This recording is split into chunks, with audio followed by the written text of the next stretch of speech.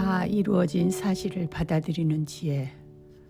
오늘은 관념적인 하나님, 보아도 볼 수 없고 불러도 대답 없는 죽은 하나님이 아니고 살아서 내 삶에 깊이 관여하시며 나에게 길이 되어 주시고 모든 부분에 은혜로 이끄시는 하나님, 그 하나님과 나의 마음이 어떻게 연결되어지는지에 대해서 이야기해 보려고 합니다. 영적인 소경으로 태어난 우리가 성경을 읽어서 깨닫기에는 무리가 있습니다. 먼저 눈을 떠야 합니다. 사도행전 8장에 보면 에디오피아 내시가 빌립을 통해서 구원을 받는 모습이 나옵니다. 사도행전 8장 34절. 내시가 빌립더러 말하되 청컨대 묻노니 선지자가 이 말 한 것이 누구를 가리킴이뇨? 자기를 가리킴이뇨? 타인을 가리킴이뇨? 내시는 정확하게 성경이 누구에 대해서 이야기하는지 빌립에게 물어보았습니다. 사람들은 자신의 고정관념을 가지고 있는데 그 고정관념으로 성경을 본다면 누가 성경의 주인공인지 모릅니다. 그 마음에 무엇을 해야 영생을 얻을까의 고정관념이 있으면 내가 무엇을 어떻게 해야 하나에 초점을 맞추게 되고 예수님 자리에 자기를 세우게 됩니다. 선악과를 먹고 난 후에 인간의 마음에 사탄의 마음인 자기를 세우려는 마음이 도사리고 있기 때문에 무엇을 보든지 읽든지 자기가 주인공인 좋은 위치에 올려놓기를 좋아합니다. 보통 사람들 마음에도 지금 내가 처해 있는 형편보다 한때 잘 나갔던 그때 마음을 가지고 사는 경우가 많습니다. 그래서 내가 왕년에는 하면서 자기를 세웁니다. 나는 죄인이고 구원을 받아야 할 존재인 것을 깨달으면 구원자가 보입니다. 성경의 주인공은 구약, 신약 전부 합쳐서 구원자이신 예수님입니다. 성경을 읽어 내가 예수님을 닮아가려고 한다면 사단에게 속고 있는 것입니다.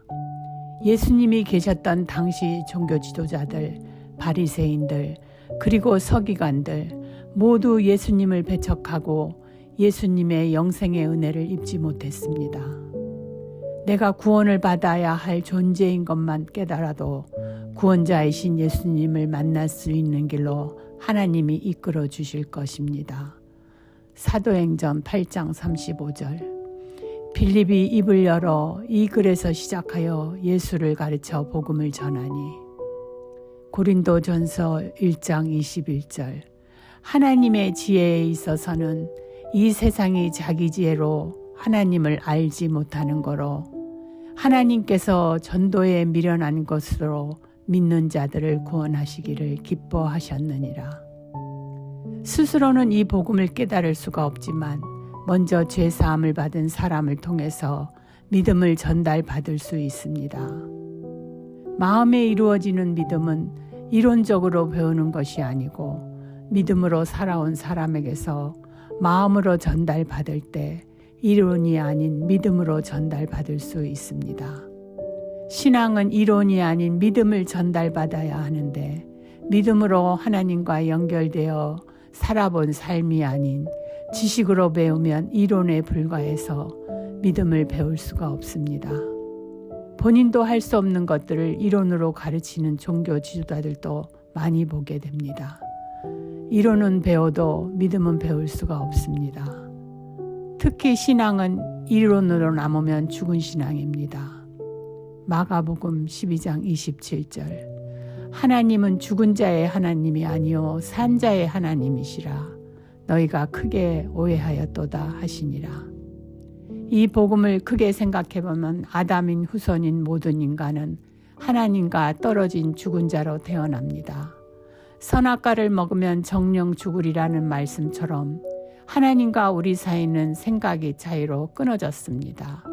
사람은 선악의 영향을 받아 모든 것을 선악의 잣대로 비추어 봅니다.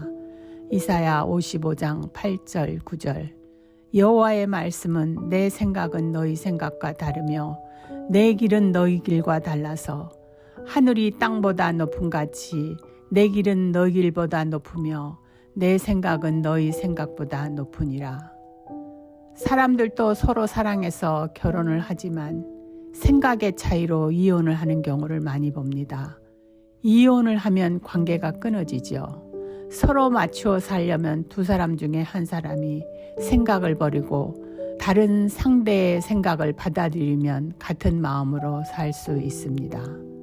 같은 수준의 사람끼리는 한 사람이 생각을 버리기가 쉽지 않지만 하나님과 인간 사이는 할 수가 있습니다.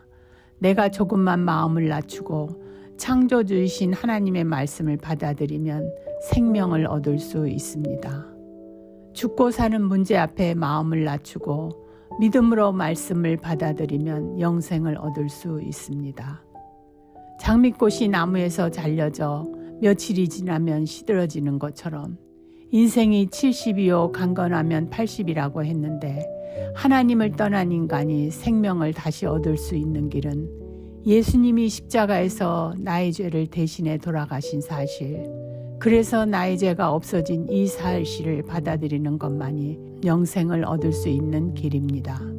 요한복음 3장 16절 하나님이 세상을 이처럼 사랑하사 독생자를 주셨으니 이는 저를 믿는 자마다 멸망치 않고 영생을 얻게 하려 하심이니라.